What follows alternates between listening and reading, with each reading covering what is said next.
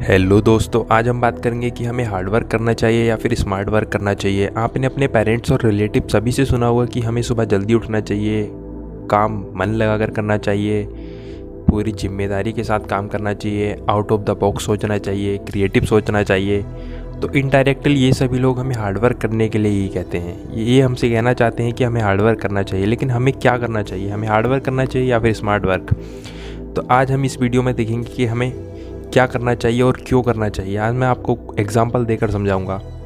तो सबसे पहले बात करते हैं हार्ड वर्क की। तो हार्ड वर्क के लिए मैं आपको एक एग्जांपल देना चाहूँगा, एक बूढ़े आदमी का।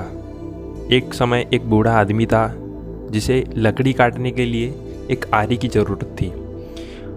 तो वो शॉप पर जाता है और दुकान वाले से कहता है कि मुझे एक आरी दिखाओ, और आरी बढ़िया होनी चाहिए, ऐसी होनी चाहिए कि जो एक महीने का काम एक हफ्ते में कर दे या फिर एक दिन में कर दे। इसके लिए तुम्हें जितने भी पैसे चाहिए वो मैं तुम्हें दे सकता हूँ, पैसे की टेंशन मत लेना, लेकिन आरी मुझे बिल्कुल बढ़िया चाहिए। तो वो शॉप वाला अपनी शॉप के अंदर जाता है और एक आरी लेके आता है और उस बूढ़े आदमी को देता है और बोलता है कि आपने जैसी आरी बोली है बिल्कुल वैसी आरी है, आप इसकी मदद से एक महीने का काम एक हफ्ते के अंदर कर सकते हो, और अगर आपका ये काम ऐसा ना हो तो आप ये आरी वापस कर देना और जितने भी पैसे आपने दिए वो वापस ले जाना।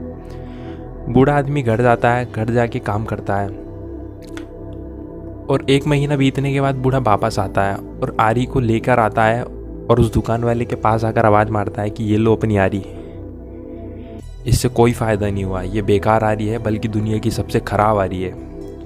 दुकान वाला उसे देखता है और समझ नहीं पाता है कि आखिर हुआ क्या। फिर दुकान वाला देखता है कि उसकी हालत पहले से ज़्यादा ख़राब हो चुकी है और उसके कपड़े भी पुराने हो चुके हैं और कहीं कहीं खून भी लगा हुआ है। फिर वो कहता अच्छा मैं देख लेता हूँ आपकी आरी को हुआ क्या है। वो आरी लेता है और आरी को स्टार्ट करता है। दरअसल वो आरी ऑटोमेटिक थी और जैसे ही वो आरी स्टार्ट होती है तब वो बूढ़ा आदमी देखता है और समझता है कि आखिर ये हुआ क्या। दरअसल वो ऑटोमेटिक आरी थी जिसके बारे में उसे पता नहीं था। वो उसे सिंपल आरी समझकर उससे अधिक मेहनत कर रहा था, जबकि वो आरी उससे कम समय में अधिक काम दे सकती थी। लेकिन बूढ़े आदमी ने हार्ड वर्क किया, ना कि स्मार्ट वर्क। तो ये जो एग्ज़ाम्पल है मैंने आपको हार्ड वर्क का दिया है। अब मैं आपको एक स्मार्ट वर्क का एग्ज़ाम्पल देता हूँ। तो जैसे कि आप अपने स्कूल में या फिर छोटे होते हैं तो आपने देखा होगा कि जो छोटे बच्चों का स्कूल होता है वहाँ पर डॉक्टर्स कैंप लगाने के लिए आ जाते हैं कि हम बच्चों के दांत चेक करेंगे कि आपके दांतों में कोई कैविटी तो नहीं है या फिर कुछ कैल्शियम की प्रॉब्लम तो नहीं है या फिर जो एक्स्ट्रा। तो डॉक्टर आपका जो टेस्ट करता है वहाँ पर फ्री टेस्ट करता है, वो आपसे पैसे नहीं लेता है, यानी कि वो हार्ड वर्क कर रहा है, आपसे आपका टेस्ट कर रहा है, आपके दांत देख रहा है, लेकिन आपसे पैसे नहीं ले रहा, मतलब उसका हार्ड वर्क है। लेकिन कम से कम 100 बच्चों का अगर वो टेस्ट करता है तो उसमें से कम 100 या फिर 100 में से कम 50 बच्चे तो उसके पास जाएंगे ही, जब उनको पता लगेगा कि हमारे दांत ख़राब है। तो अब वो 100 बच्चे किसी और डॉक्टर के पास नहीं जाएंगे, वो केवल उसी डॉक्टर के पास जाएंगे जो उनके स्कूल में आया हुआ था। तो ये उसका स्मार्ट वर्क है। तो ये एक टेक्निक होती है जिसे सॉफ्ट सेलिंग टेक्निक भी बोला जाता है। तो अब how to do smart work, मतलब हार्ड वर्क को कैसे करें। तो इसके लिए कुछ रूल्स हैं, जिसमें पहला रूल्स है फॉलो 80-20 रूल्स। 80-20 रूल्स का क्या मतलब है? 80-20 रूल्स का मतलब ये है कि हमारे जो हम पूरी लाइफ में काम करते हैं उसमें से 80% जो काम होते हैं और जो 20% काम होते हैं, तो जो हमें 80% रिटर्न मिलता है वो 20% वर्क से ही मिलता है। आप देख सकते हैं कि मान लीजिए आपके पास जितने भी कपड़े हैं आप उसमें से 20% कपड़ों को ही 80 टाइम्स पहनते हैं, और 80 टाइम्स जो कपड़े हैं आपके उनको आप 20 टाइम्स ही पहनते हैं। ये रूल हर जगह पे फॉलो होता है, मतलब आप इसको कहीं पे भी अप्लाई कर सकते हैं।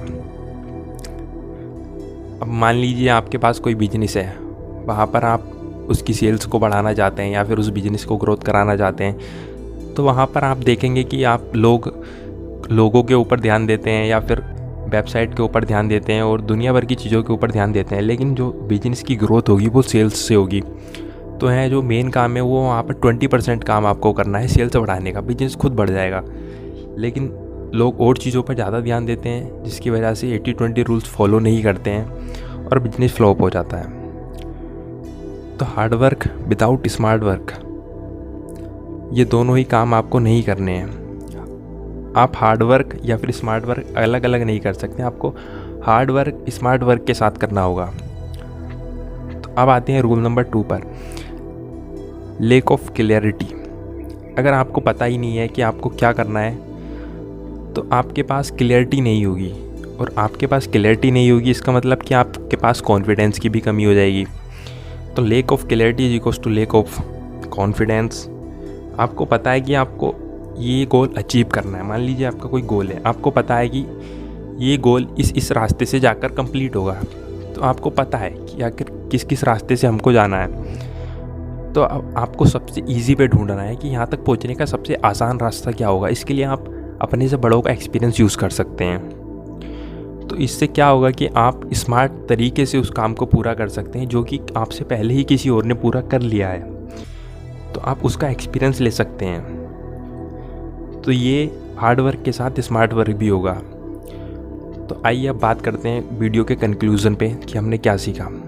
तो अगर आप सक्सेसफुल होना चाहते हैं तो इसके लिए सबसे ज़्यादा ज़रूरी है हार्ड वर्क इन ए राइट डायरेक्शन। आपको हार्ड वर्क करना है लेकिन सही दिशा में करना है।